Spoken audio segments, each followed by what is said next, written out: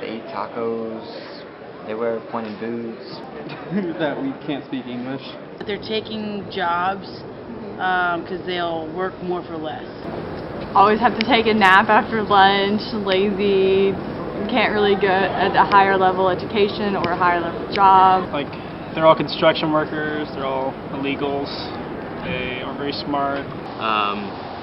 Taking jobs from working white middle class people, especially the ones who are illegal. Those are some of the ones that you'll hear in the white community. Do you believe they're true? Not even a little bit. No. Okay. No. I would like to point out I don't hold these views. Some of them, yeah. Most, yeah. I think that that white people are lazy, and and that it's easier to blame someone for doing a job that they don't want to do anymore, or for whatever reason. It's easier to be political when you have political insight than to just go be a hard worker because you have a strong heart for your family. Hispanic families are some of the closest families I've ever met, and they're willing to work till the end of the day for the families.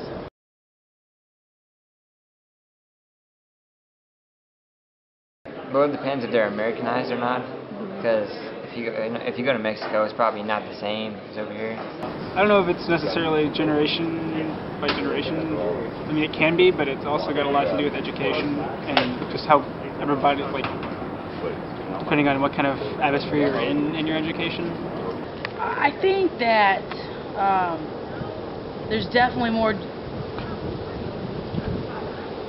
negative thoughts toward the person born there and brought here, but I think underlying, I think that people just look at everyone the same, like they all came from Mexico, and they just kind of judge them based off their own, anger really, or ignorance.